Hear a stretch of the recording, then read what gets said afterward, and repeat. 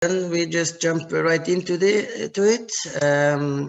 I think you ask people how does your team play. I think many will start. Can you even see my cursor? No, you can't. Yeah, we can. Yeah. Okay. Then I think many will start there when you win the ball. This is the wheel of defense and attack. So on the green side you are in possession, which means you are attacking. On the red side you are out of possession, which means you are defending. And when you ask people how they play, they normally start by talking about what we do when we have the ball, probably from the back line, maybe when the opponent team is in balance and ready to defend. But I want my players to think about how we play immediately at the point when we lose the ball. And you will see through the presentation why this is, and it's a reflection of my style, which then probably you already have guessed that it's about winning the ball back and doing that as soon as possible. That's why I want us to, when we speak about or think about how we play, I want that to be our starting position. What do we do immediately when we lose the ball? On the defensive priorities, first of all,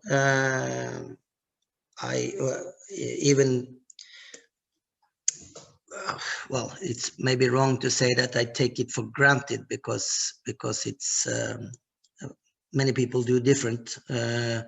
But it's still, I think, fair to say that most teams in European football, at least, are basing their defending on zonal principles.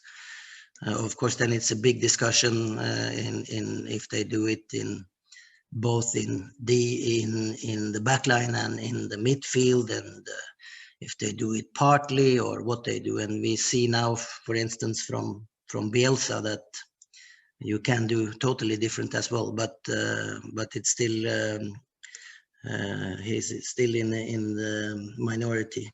Most teams have zonal defending, and so do I. But I put extreme focus on ball recoveries in opponent's half, duels won on opponent's half. This should implement then that you bring the team high up the pitch and you try to stay up the pitch when you lose the ball.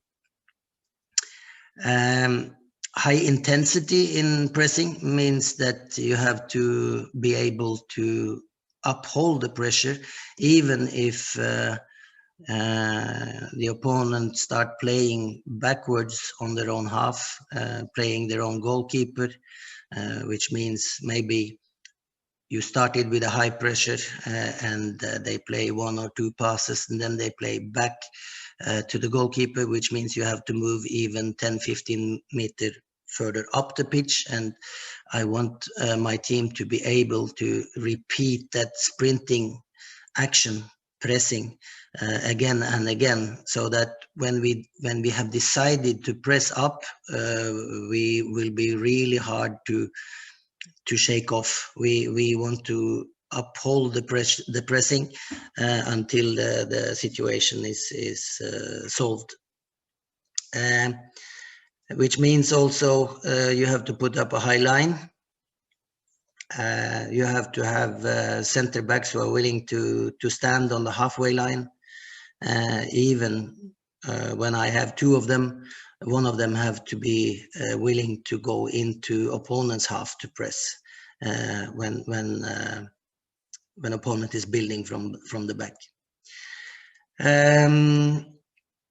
So yeah, it's about risk management when under pressure. That's a different thing. I mean, the higher level you play, the more you have to expect that your opponent will have good moments and good periods through a game and to work with your team how to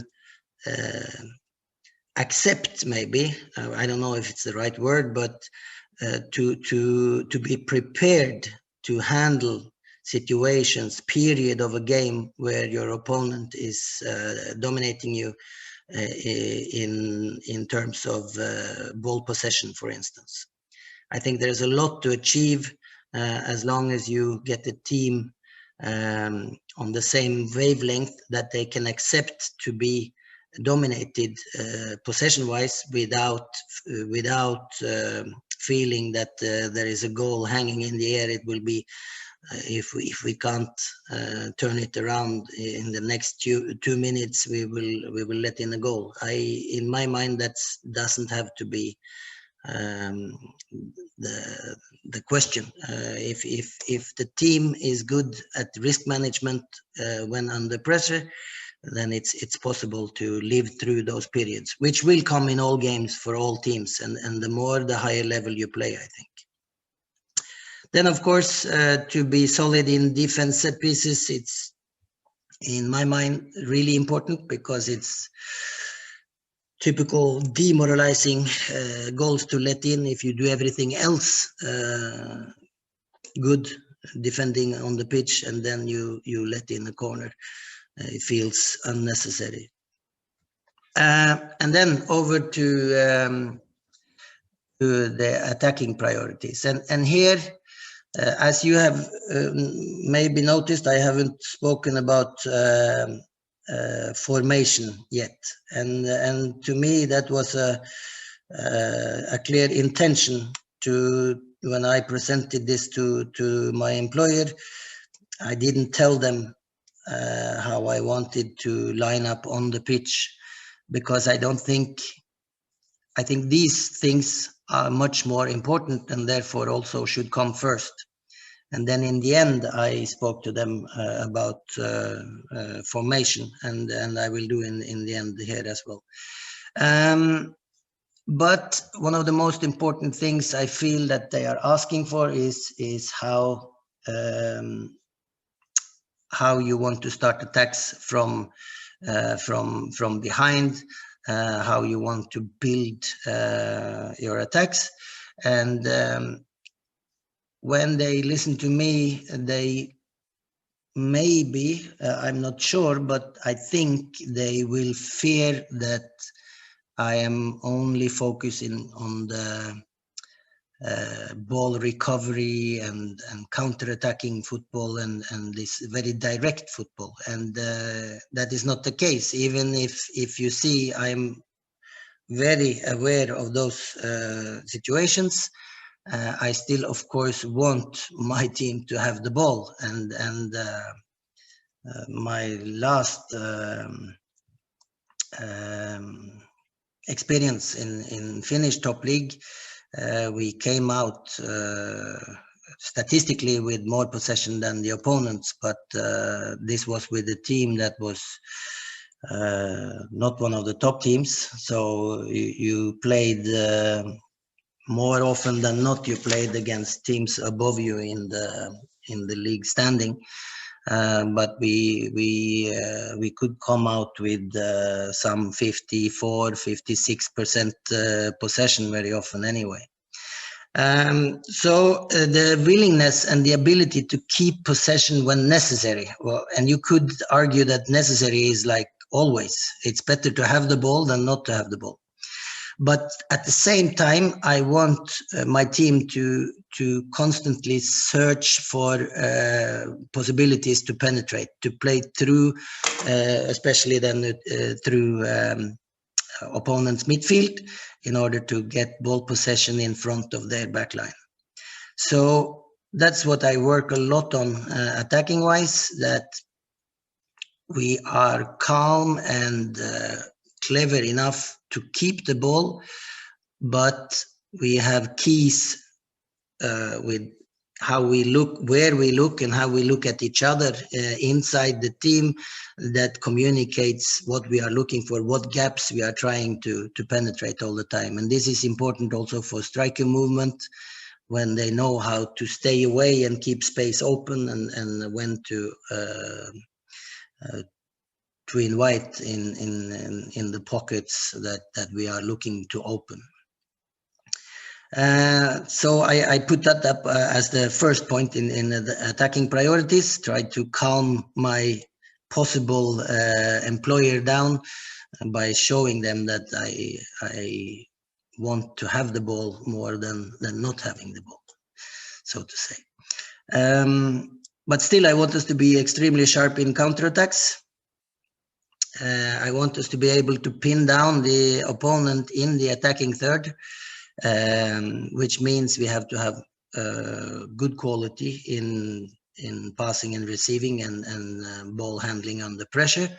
And even more, we need quality off the ball movement. The lesser the space we have, the more quality we need from players without the ball, making themselves available and knowing what areas we seek to penetrate down the end line, for instance, in order to come down deep and play 45 degrees out for finishing in the last third. And then, of course, seek to put a high number of men in front of goal. This is also a matter of reading when we are about to break through and get in those situations where we need to get in front of goal to score.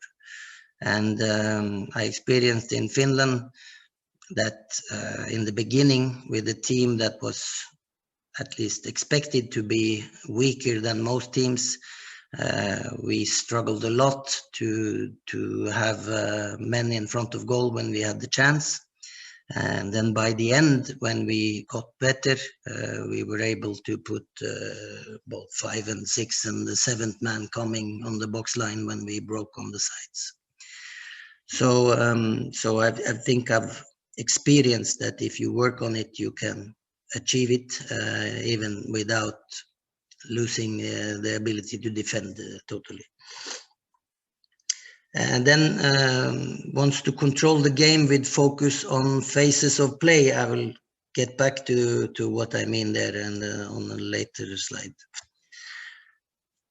Then, of course, in modern football, the transitions are extremely important. I want the attacking ones to have the one word as a headline, which is the speed. Things need to go fast when we win the ball. If we have the chance to take the opponent out of balance, we want to do it, and we will check the possibility to do it immediately.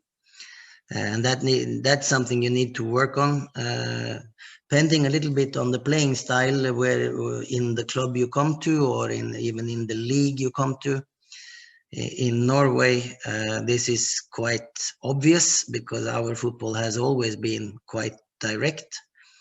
But I found it not to be the same in other cultures where players need to get that into their spine, so to say, to always check the space behind the defending last line when you win the ball, because there will be moments where one pass could put an opponent alone with the goalkeeper if you just look for it.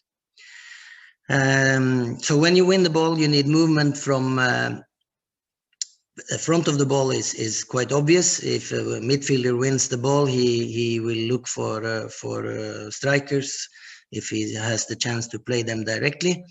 But in order to play good positive transitions, you need movement from the same height as where you win the ball, which means, again, if it's a central midfielder winning the ball, you have his partners centrally or wingers at the same height who need to attack immediately.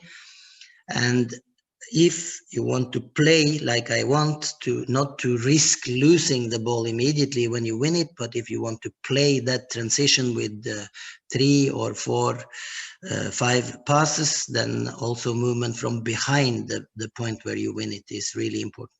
And you will see from my formation that attacking side backs or fullbacks are extremely important.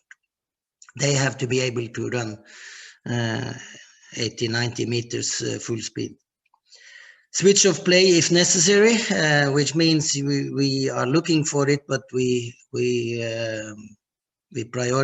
our priority is to go fast in attack, and we do it on the side where we win the ball if that's possible. If not, of course, you have to have movements on the opposite side.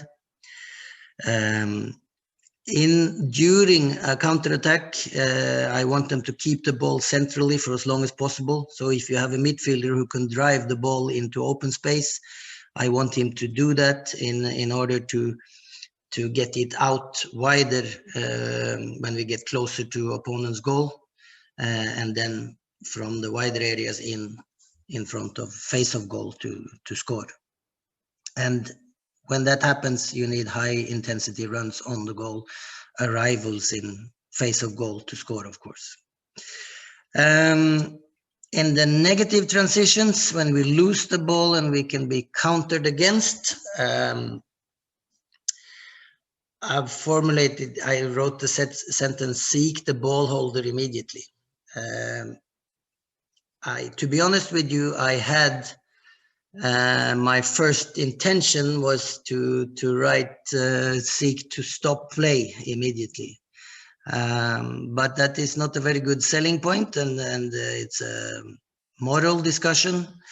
I've seen that Pep Guardiola has been confronted with it many times because Manchester City have been accused of making deliberate free kicks on opponents' 16-meter line. When they lose the ball, they strangle the counterattacks against them very actively. And always when he's confronted with that, he say that I never said it to my players, we never focus on it.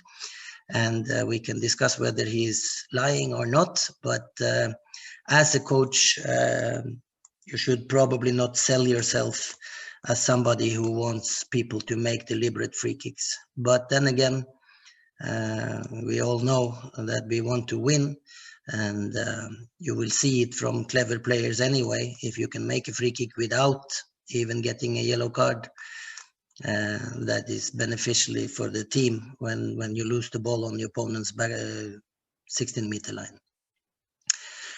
So let's leave that discussion. And like I told you, I removed the sentence and I've written seek the ball holder immediately. And of course that means try to close him down, try to win the ball back.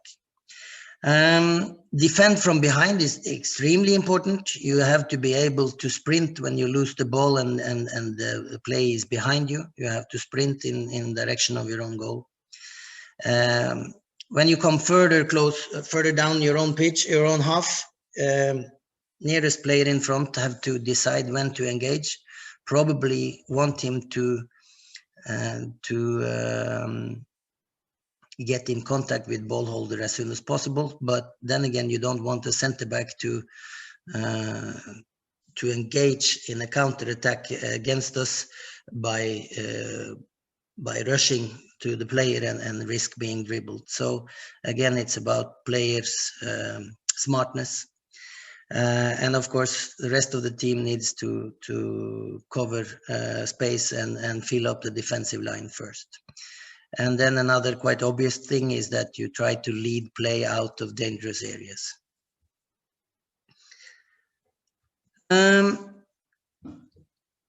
So then to speak about the playing style in a little bit overall perspective again, what you want to develop, where you are trying to take the team.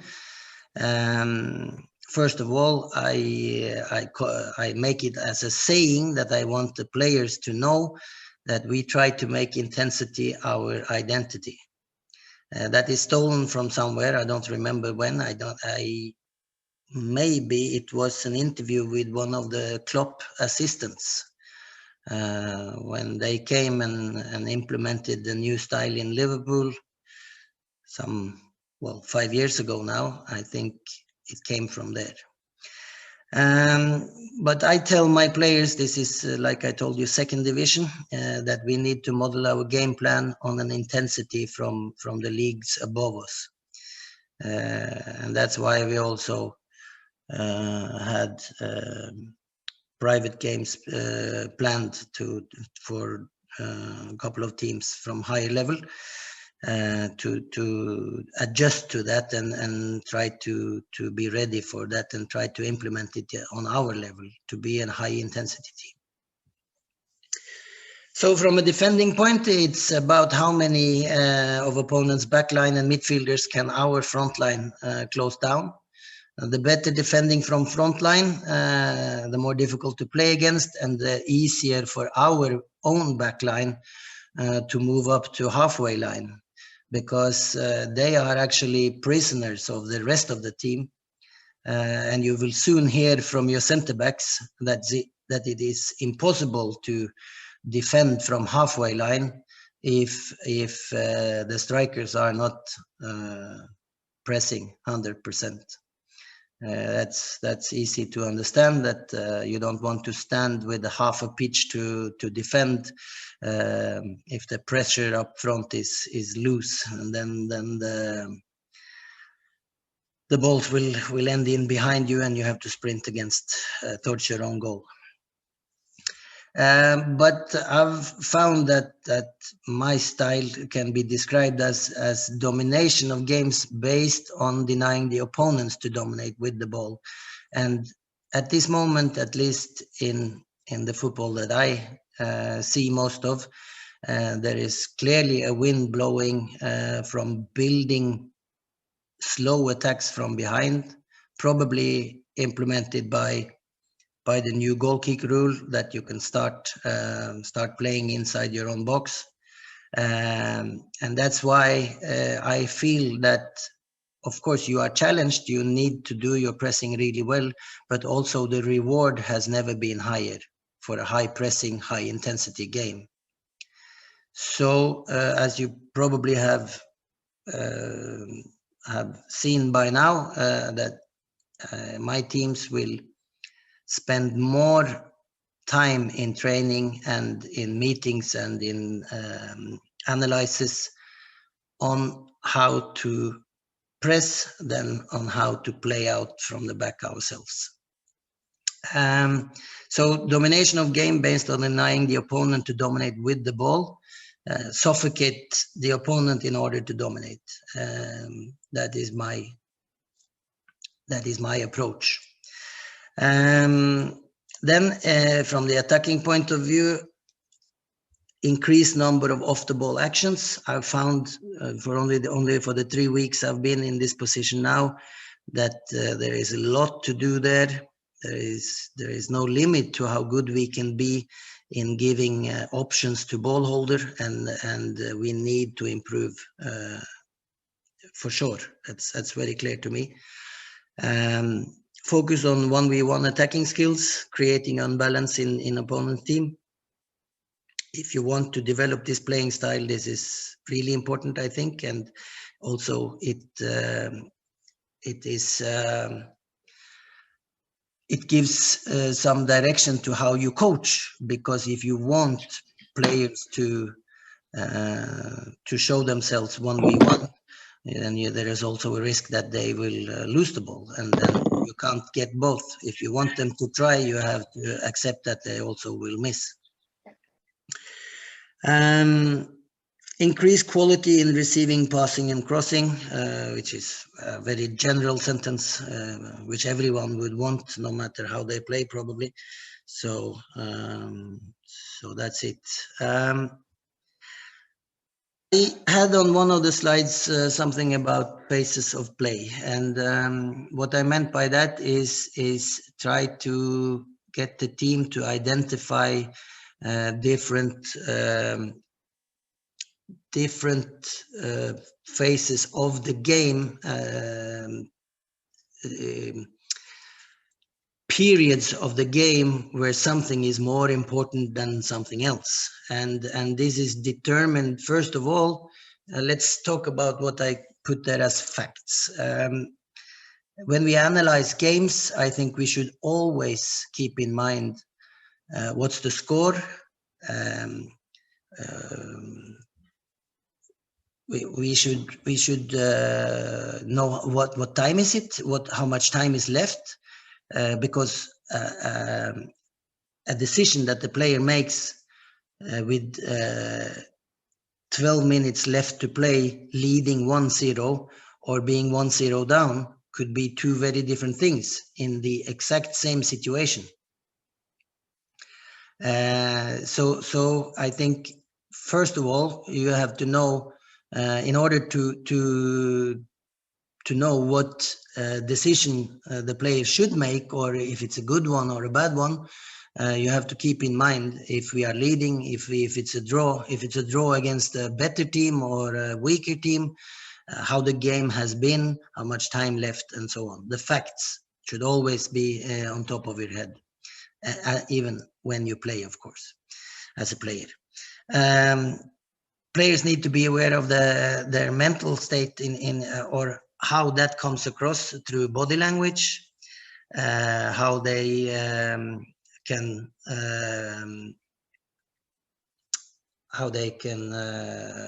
put across if they are calm, if they have trust in their teammates, in the plan, in what we are doing. All this can be influenced by the player himself if he's aware of it. The individual skills will always be, of course, maybe the most important. The risk evaluation in your role, again, based on the facts at that time. Focus on your set piece tasks, which is really important, and I think it's quite an easy thing to put focus on as a coach. Every player has tasks. You make substitutions during the game. Then, of course, the guys who come in need to know what is their job. And then, of course, team tactics, focus on the transitions. Do we need this counter attack, or should we just step on the ball and roll it back and keep the ball?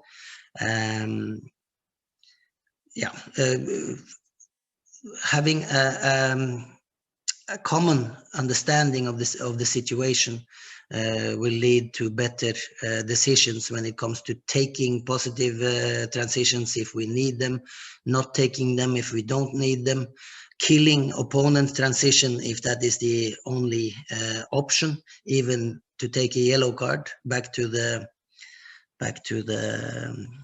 ethics I touched on earlier. Recognizing critical moments, just knowing as a team that goals easily follow goals, that how to act when it's 5 minutes left and you are leading, or 5 minutes left and you are chasing. All this can be focused on as a team, I think, and it influences results in every game. Then my primary formation is with the top left one, with one anchor player in the midfield, very offensive fullbacks,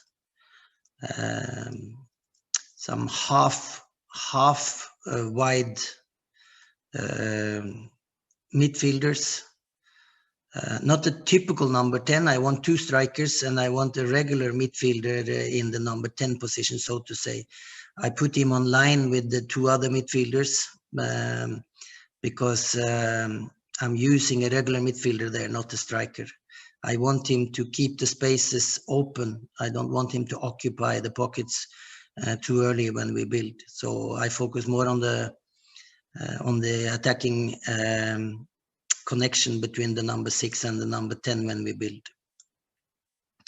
And then, of course, 4-2-3-1 can easily be switched to. Just move one of the strikers out on the wing.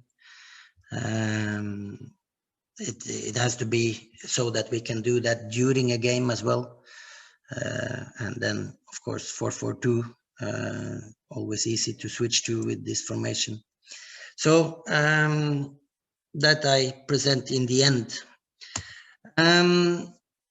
Here is another thing which I want to sell as at this point when I speak to a club. that I recognize that all strong teams are built on great defense. In my mind, and I think also that is underlined by the fact that when a game starts, you have a point. So if you don't let in a goal, you will at least get 1 point, and that is something to that's a fact that I think you need to take in.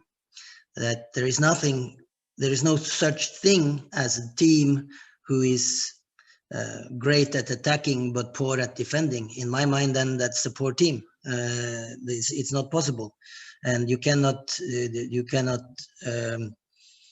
There is no use of being good at attack if you're poor at defending. It doesn't give you anything. You lose games.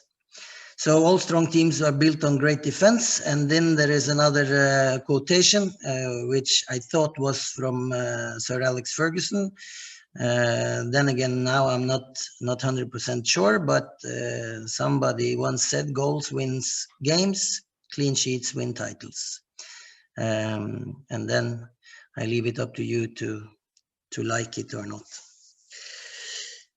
Okay, Utkarsh, should we reflect on this, or should we go further on to the coaching style slides?